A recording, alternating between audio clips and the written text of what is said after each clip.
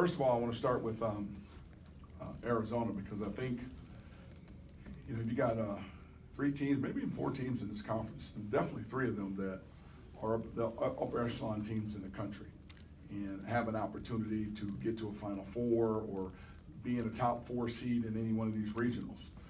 With that being said, I felt like we played them tough down at their place, and I really felt like we did some things and made some adjustments that caused them some problems in playing them tough here.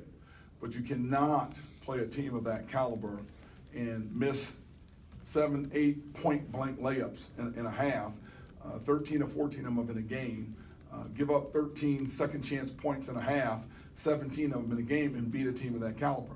And when I say miss point blank layups, some of them were contested, but they're still right there to score. And the second chance points become a mental thing also of just keeping a body on your guy and executing the game plan.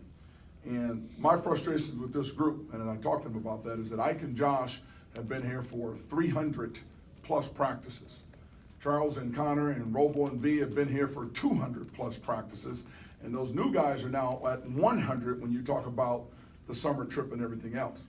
There's about 25 things that you do out on the floor, and as a teacher in a classroom, it's the same test again and again and again. And you're giving them the answers. At some point in time, losing has to become so painful to them that they change the trajectory of their season and of this program. And I don't think it's there yet. If you can walk out of that arena and go home and a family member or friend rubs your back and has you feel good, if you don't go home and something burns in your belly and you want to make some changes, it will continue to happen. And that's the last piece of where we're at with this program, because certainly I feel like we're talented enough to play with some of these teams. Obviously, we've been in the games with them. But it's the mental. When you draw up a play in a huddle and you go right from the huddle and 2 of your seniors run the wrong play, that's mental. So I'm calling them out, and I certainly call them out in that locker room, because this has nothing to do with talent. It has nothing to do with the energy in that building. It is your preparation to the game. It is your accountability to your program, to your scholarship, to your student body, to have their tails ready to play and locked in mentally, that they do not allow themselves to continue to make the same mistakes we've been making for about the last 4 or 5 weeks of the season. They're good guys. They have excellent chemistry. They're good in the classroom, but they need to get better in my classroom, because, again, it's very frustrating when it's the same things again and again. The lack of focus on blockouts, the focus on making layups, and more importantly, the pride in something burning inside of you that you're not going to let this happen again. And I'll shut up for a minute.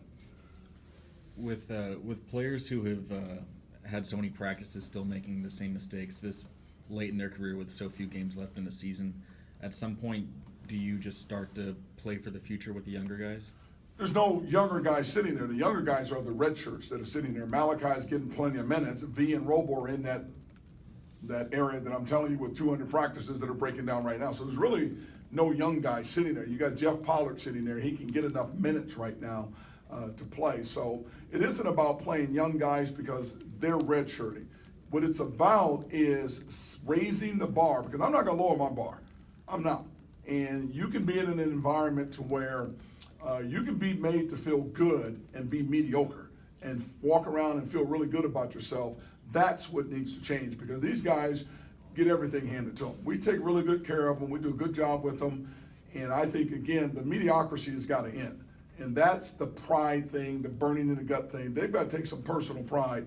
So, no, I'm not going to bench seniors and do all that. I want those seniors to close out their career as winners here at home. I want that group that's right behind them, Robert Franks and Viante, to show that they're ready to take over the reins in terms of leadership and pride and toughness. I want those young guys, the Malachi, Jeff Pollard, Keith, them, they need to be able to step up also and understand, okay, we've got this thing figured out. So it isn't a panic thing that's sitting guys down. It's a pride thing. And we talked about that going into the year, that the talent is there.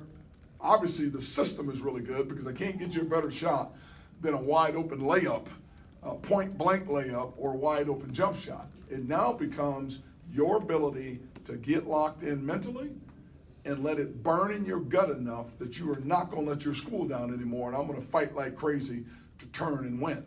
That's the last piece. And that's the thing that I'm frustrated at. I let them know that in the locker room the right way. With only 4 games left in the regular season, do you feel like it's too late to make the changes for the older guys, or can they still do it here in the next few weeks? It's not too late because, again, we played well in this game in the first half. We just missed layups. So it's not like they're not listening. It's not like they're not good enough. So, no, Ike and Josh are playing for a lot. They're playing for their careers beyond here. Connor is playing for his career beyond Washington State. Same with Charles. So I'm going to do everything I can that those guys can have as much success as possible coming down the stretch. But they've got to have buy-in too, because you can't get out on the floor and do it for them.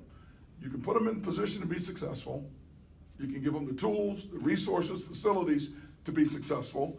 But ultimately, it falls on them to want to be successful. Now, you can tell me you want to be successful, but if I'm looking at the same tape again and again and again, and you continue to get blown by baseline, forgetting to block out, forgetting to run a play, forgetting to make a, that's a problem with that, because that tells me that you are programming your computer, that one that sits on your shoulder and that one that sits in your chest. You're programming it the wrong way because you're allowing mediocrity to be the norm. That's not the norm in my life. That's not the way I coach. We will get it right. And I've told them before, either get on board or get the hell out of the way. But we've got to get this done, and we're going to get it done. So those guys are going to play hard for me down the stretch, and I expect them to respond and bounce back. All of them, seniors, juniors as well. Coach, your 4 seniors, they only have a couple home games left. To you, what do you think their lasting legacy with the program is going to be? Well, to me, it's going to be how they want to close it out. They've got Arizona State, they've got the Huskies here, and then you're on the road at UCLA and USC, and then you've got the Pac-12 tournament. So I look at it as more than just those games. They have an opportunity to even go on a run. This is a good basketball team that's just right there.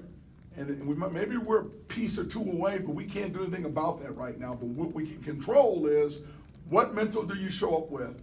What mental do you perform at? And not forgetting, just keeping that mental sharpness there, because you have an opportunity to leave a legacy that at least this team came a long way this year. And I think when you've seen us play, you can attest that, wow, they're a lot better. Boy, they're hanging in these games. Boy, they can play with Arizona. They play with USC. They play with Oregon. They play UCLA.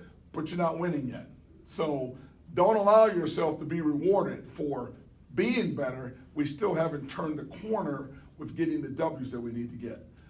Any W we can get is going to be beneficial for our future and for those guys individually as well, too. That's why I fully expect them to bounce back. So I'm not in there throwing chairs or beating up grease board. I'm parenting right now. This was a parenting moment in that locker room about how you do not allow yourself to be mediocre. You do not allow an environment that allow you to do that, because the environment maybe won't beat you up like it should.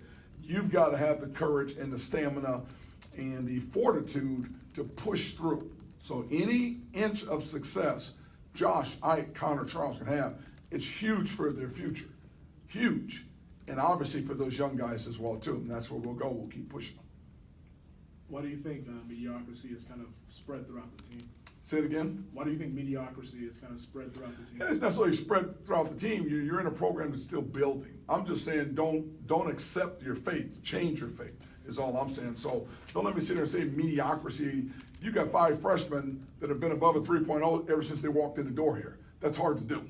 And to get an awards for academics, you got a senior in Josh that's graduated working on his master's. That's hard to do. So don't get me wrong, there's not mediocrity where they don't do the job. They do a great job off the floor in the classroom and that. It's just to where we need to get to, we got to dig a little deeper, give a little more. They got it in them, and I'm going to get it out of them. Okay? Thank you. Thank you. Thanks, Coach. Thanks, Coach.